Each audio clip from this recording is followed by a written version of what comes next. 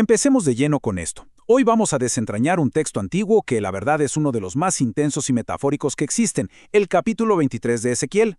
Y ojo, el objetivo de esta explicación no es tomar absolutamente ninguna postura religiosa, nada de eso. Lo que queremos es decodificar una narrativa que es simplemente fascinante para entenderla en términos puramente históricos y teológicos. Básicamente estamos ante un relato brutal sobre geopolítica, alianzas mortales y traición, todo empacado en un lenguaje que es sumamente crudo y súper directo. De hecho, el texto no pierde el tiempo, arranca directamente con esta imagen visual súper impactante. Nos habla de dos hermanas, hijas de la misma madre, que desde su juventud allá en Egipto toman un camino literal de infidelidad. Lo que resulta realmente brillante de esta cita es cómo establece el tono desde el segundo uno. O sea, no estamos leyendo un dramita familiar, para nada. Esta es la historia de imperios antiguos y movimientos geopolíticos colosales, hábilmente enmascarada bajo esta poderosísima alegoría de una traición imperdonable. Pasemos a la primera parte. La alegoría de dos hermanas. Identidad oculta. Entonces, ¿cómo funciona exactamente esta metáfora? Bueno, de un lado tenemos a la hermana mayor, Ahola, que representa a Samaria, la ciudad capital del Reino del Norte. Y del otro lado tenemos a su hermana menor, Aholiba, que viene siendo Jerusalén, la capital del Reino del Sur. Lo que hace el relato es personificar a estas dos capitales para ilustrar cómo, a pesar de que ambas naciones compartían exactamente el mismo origen histórico, lamentablemente terminaron cayendo en el mismo y muy trágico patrón de comportamiento político.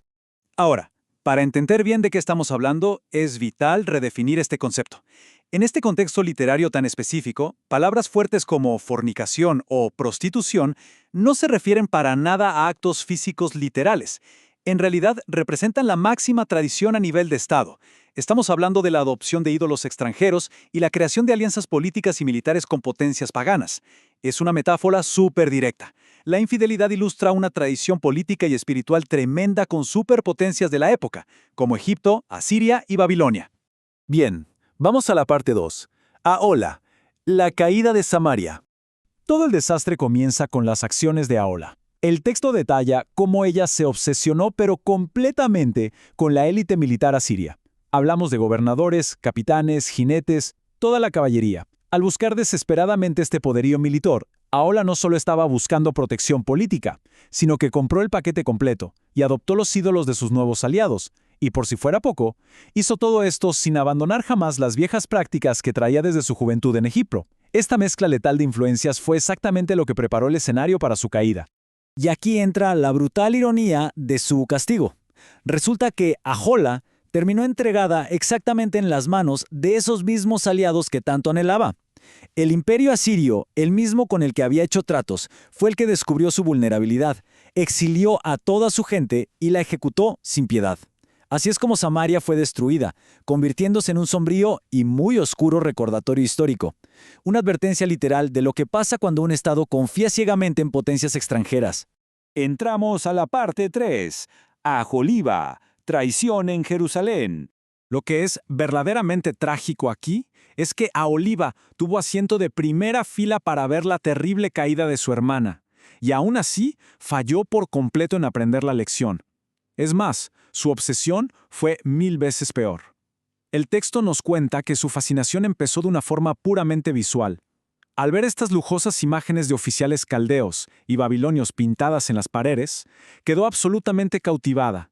Fue una atracción tan intensa por el esplendor de Babilonia que mandó mensajeros casi de inmediato para forjar nuevas alianzas, importándole cero los riesgos. Y lejos de pisar el freno, Aholiba multiplicó todas estas acciones de una forma súper desenfrenada. Se metió en un ciclo destructivo de alianzas muy inestables. Primero coqueteó con los asirios, después se entregó de lleno a los babilonios, para al final acordarse y salir corriendo a buscar otra vez a los egipcios. Una inestabilidad política tan pero tan severa que el propio texto describe cómo ella misma terminó asqueada de estas naciones. Y en paralelo, el narrador divino expresa un disgusto profundo por esta espiral de pésimas decisiones. Había cruzado, literalmente, el punto de no retorno. Y con esto pasamos a la parte 4. Las verdaderas abominaciones, crímenes históricos. Porque claro, La aterradora magnitud de estas acusaciones va muchísimo más allá de solo firmar un par de tratados en un papel. El texto habla de tener sangre en las manos, y esto se refiere de forma súper específica a la atroz práctica histórica de sacrificar niños quemándolos vivos en honor a deidades paganas. Es escalofriante. Pero lo que resulta todavía más desconcertante es que el mismo día en que cometían estos crímenes de terror, se daban la vuelta, entraban al santuario sagrado y lo profanaban por completo. Mezclaban la idolatría más extrema y violenta con la religión tradicional de su propio pueblo. Y para cortejar a estas potencias extranjeras, el relato describe una secuencia que parece casi un ritual. El paso 1 era mandar a buscar a los mensajeros extranjeros. El paso 2 era todo un proceso de embellecimiento físico, bañarse y pintarse los ojos.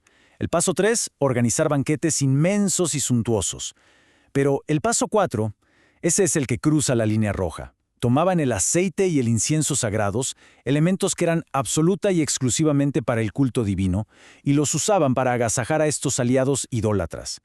Estaban usando los elementos más sagrados como una simple y muy barata moneda de cambio diplomática. Lo que nos lleva a la parte 5, el retorno de los amantes, el juicio definitivo.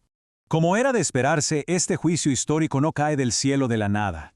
El narrador divino orquesta las cosas para que exactamente la misma y gigantesca coalición de naciones con las que Aholiba se alió en el pasado regrese a tocarle la puerta.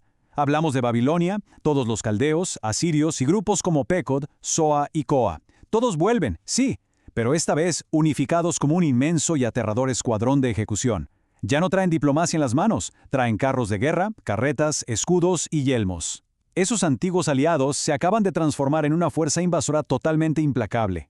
Y es justo aquí donde la narrativa lanza una de sus metáforas más potentes. Se fuerza a Aholiba, o sea, a Jerusalén, a tomar el famoso cáliz de Samaria. En otras palabras, la obligan a beber exactamente de la misma copa de destrucción de la que bebió su hermana mayor. Y no es una copa pequeña, se describe como un cáliz profundo, muy ancho y de una capacidad enorme. Por un lado vemos la causa y por el otro el efecto absoluto, embriaguez, dolor paralizante y desolación. Aholiba tiene que vaciar esta copa hasta romperla en 1000 pedazos, compartiendo sin escapatoria la misma condena. Llegamos a la parte 6, el escarmiento final, destrucción total. Los últimos versículos de esta historia estructuran la ejecución de una manera metódica, fría y súper severa. El primer paso es despojarla de todos sus vestidos y su belleza, quitándole de tajo cualquier tipo de atractivo o influencia material. El paso 2 ya involucra un castigo ultraviolento de mutilación y muerte a espada. El paso 3 es borrar por completo su existencia física, quemando sus casas y lo que queda de ella con fuego. Y finalmente, el apedreamiento a manos de una multitud, que era un método tradicional de castigo. Es una erradicación 100% completa y fríamente calculada. Y bueno, todo este increíble despliegue de violencia en la alegoría no es casualidad, tiene un propósito literario y teológico clarísimo. Busca establecer un precedente tan pero tan aterrador que ponga un punto final y permanente a las prácticas idolátricas en la tierra. El texto pretende que todas las demás naciones, que metafóricamente son llamadas mujeres aquí, vean este escarmiento en primera fila y jamás, pero jamás, intenten replicar semejante nivel de traición. Es básicamente el uso del miedo en su nivel más extremo para restaurar un orden que se había perdido por completo. Y con esto cerramos nuestra exploración de hoy, dejando una reflexión bastante profunda sobre la mesa.